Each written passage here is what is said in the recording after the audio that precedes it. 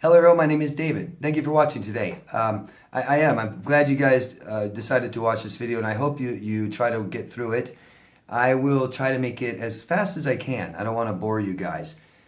I've made videos like this before where I'm trying to spark interest in your life, trying to get you guys to do something other than this monotony, right? Sitting around doing the same thing, feeling bad. Okay? My videos that I make are for people who have suffered from abuse, emotional abuse, from narcissists. And what happens with narcissistic relationships is it's all about the narcissist, not about you. You lose yourself. We give them all maybe our money, our time, our thought. So, and they always demand more and more and more. Nothing left for us, and we tend to lose ourselves. We may lose relationships, other relationships with people. To commit to a narcissist, we may have dropped other commitments. We've lost interests that we had before. Things like this. And we stopped looking for new things in life. Life didn't become interesting anymore. Our future definitely didn't. Or it was all about them anyways. So a lot of people now, a lot of you guys watching may be obsessing on your ex. So if your whole life was about the narcissist, about something big, right? That you lived with them, you saw them every day maybe, you spent a lot of money on them, you worked hard to be in that relationship, you invested a ton, all these things.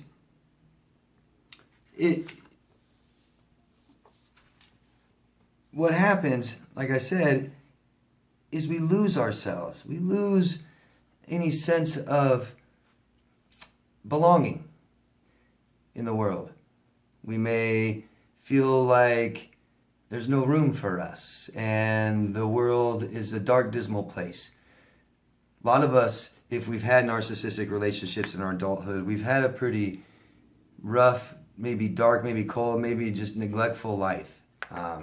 So if you are obsessing because they're gone, that makes sense, doesn't it? If so much of your life and your world was about this person, and what's different now?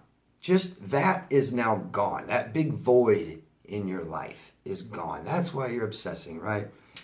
So let's change our environment. Let's do something. I'm gonna come up with some stuff. I'm throwing out there for you guys. I'm sure most of you or all of you have heard most or all of this before. If maybe I just kind of spark some enthusiasm again, even though you may know some of this stuff, I'm going to talk about just a few things, and other people in like Europe, Australia, America, most of my viewers. And I hope that this sparks you guys to at least, if not what I'm offering, find something that does interest you. You know, for good health, positivity, meeting people. So if I say this before, I'm going to say it again, that I bet, especially us, victims of this stuff, coming out of this stuff, I bet there's 5 things in the world that really interest you, you're interested in, that you don't know about, haven't discovered. So find your interests. Make your life interesting again. By doing this, you make yourself an interesting person, for other people. But exploring these interests, you will meet people with similar interests. It's much better than a dating site or something, right? You're already doing something you guys like. So I'm going to just run through some things real quick, okay? Please follow me if you can, please. I'll try and be quick, really. So one thing I want to offer for you guys is something that's a huge craze right now all over the world, are e-bikes, electric bikes. Cool, cool, cool. Most of these electric bikes now, they look like real bicycles, just bicycles. The motor's a little hidden, the battery. And in most countries that I have found, they're legal. They're fairly new. And check your state, your country laws. They're all different. They're not quite classified yet. They will be someday.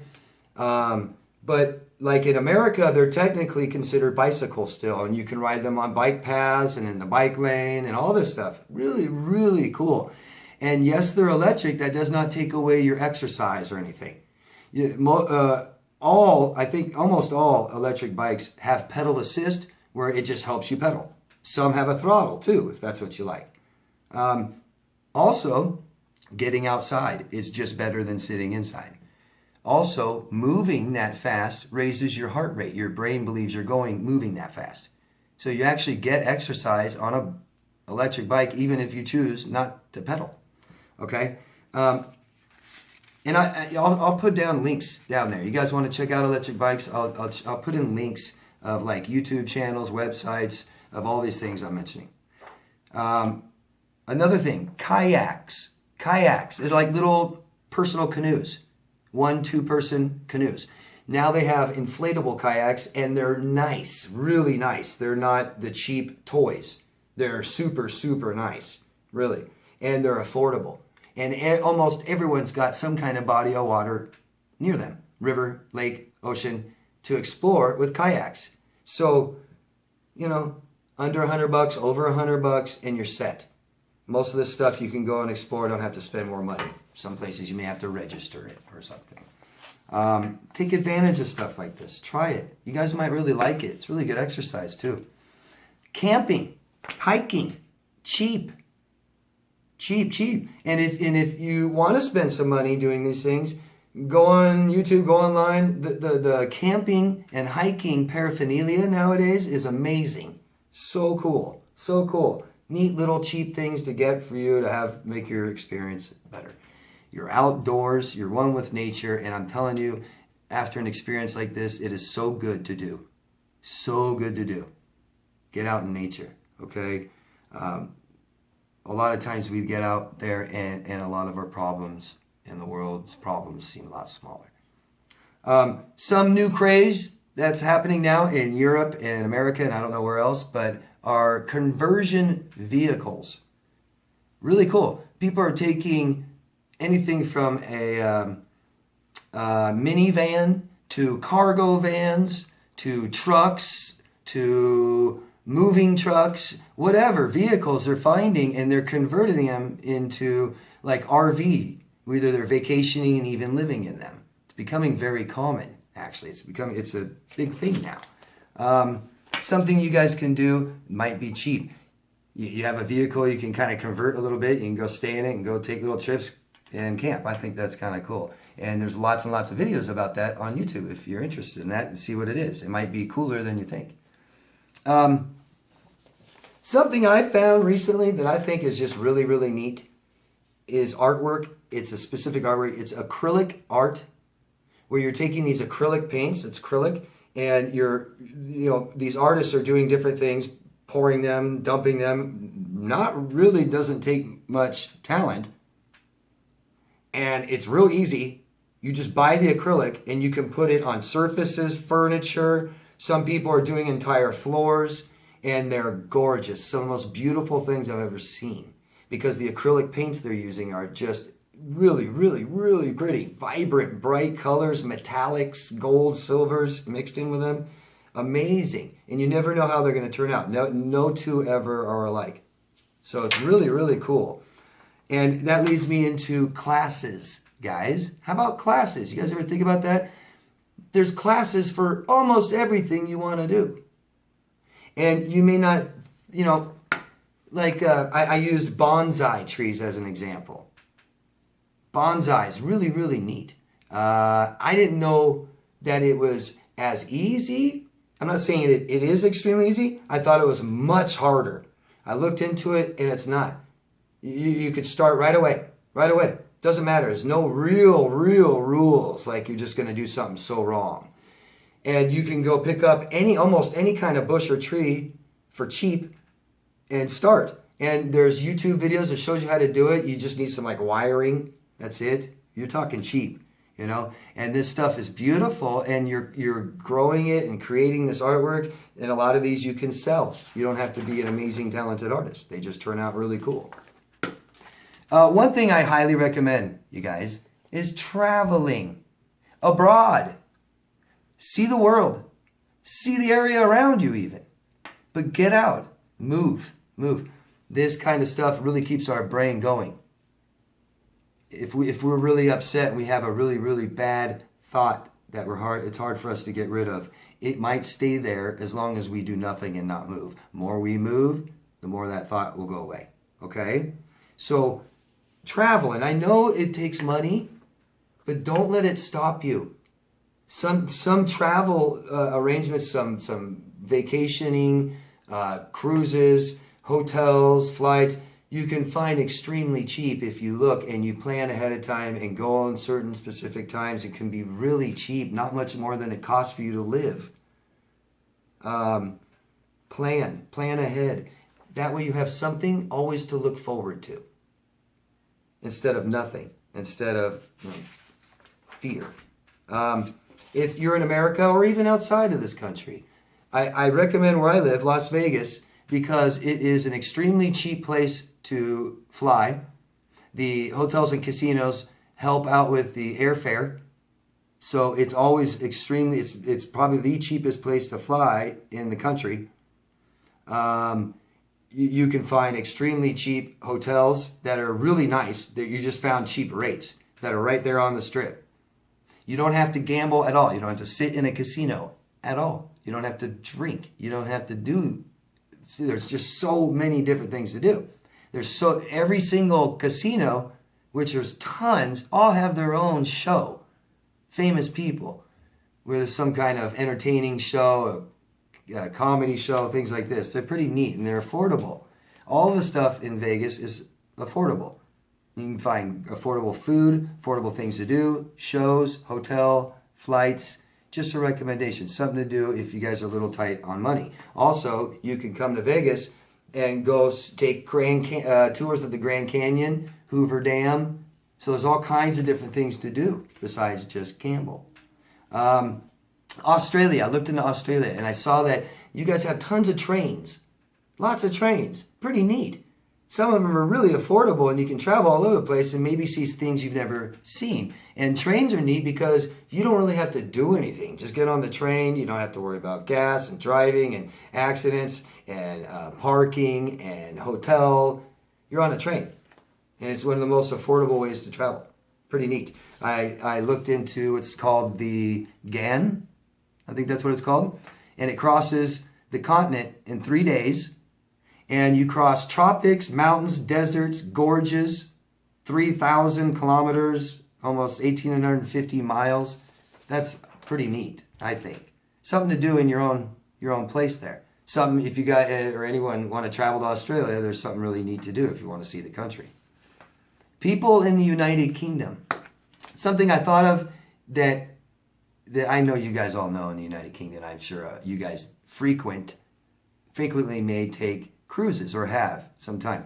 But I looked into it and Mediterranean cruises are going for 40 to 50 pounds a day. That's so cheap. That's so cheap, especially if they feed you, have good food on board.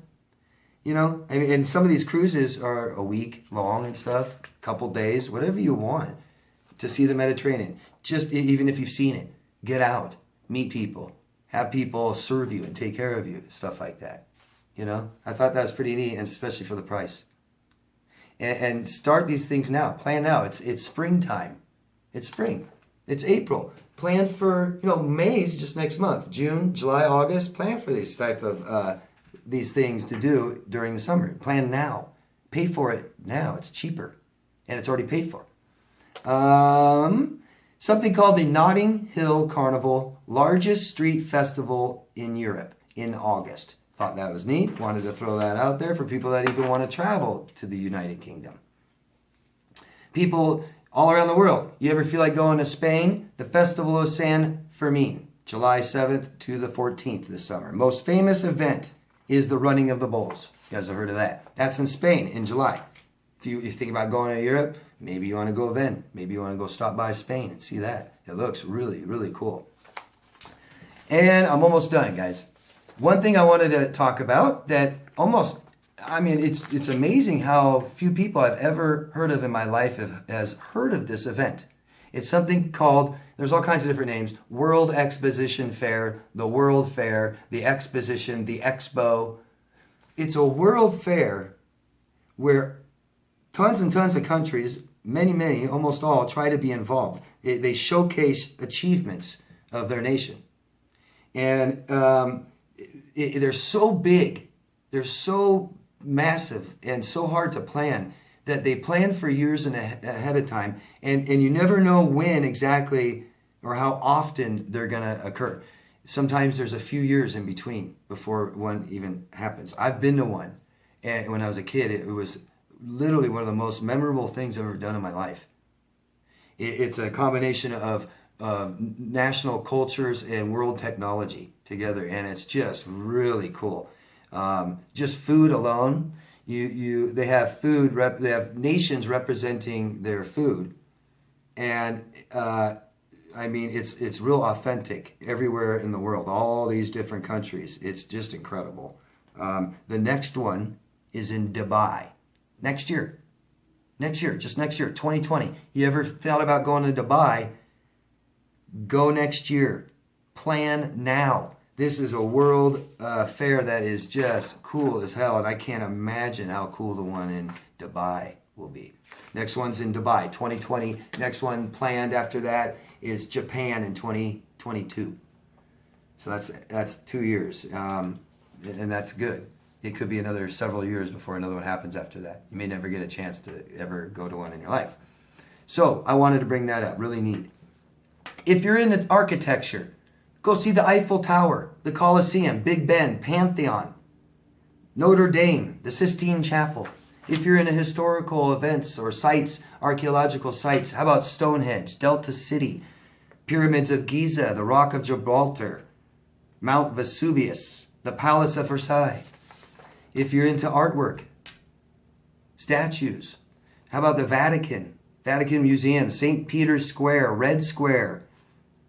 Number 2, biggest in the world, the Le Louvre, Paris. I don't know if I'm saying that right. And in Paris, France. And the Acropolis in Greece is number 3. Go see historical, archaeological, and artwork. One last thing I want to close with. I've said this a few times, and I have to again. The way we feel disconnected from people in the world, I'm telling you guys right now, we need to raise oxytocin naturally by stimulation from people, looking at people, touching them, hugging them, saying I love you, giving gifts. We need this interaction.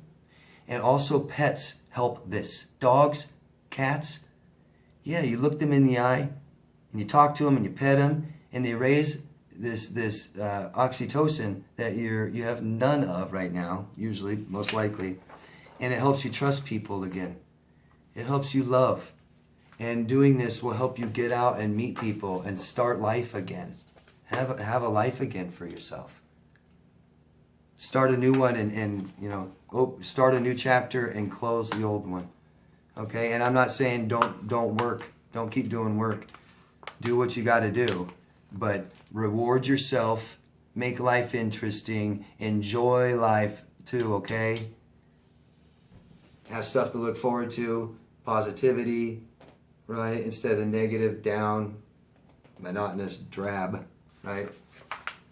So, it would be great if you guys can throw other things out there. Just throw it, like I did. I mean, most people know what a lot of this stuff is. I just want to bring it up. Again, this stuff exists. It's in the world. Go see it. Have fun, all right? And so bring things up yourself, please, down there in the comment section. Suggestions, cool things in your country or somewhere else. Thanks, guys. Love yourself first. Have a good week. I'll see you Monday.